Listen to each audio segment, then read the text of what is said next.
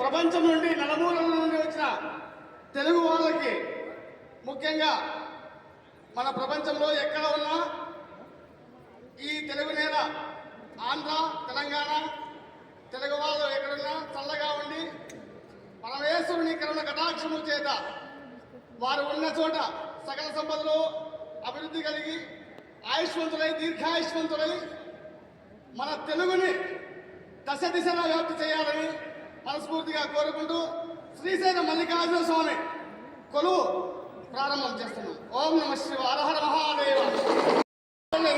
మల్లైనే భోజం బావమ్మ శివగంగు మాలమ్మ శ్రీ బాలగవరమ్మ స్వామినే భోజం బారాదా.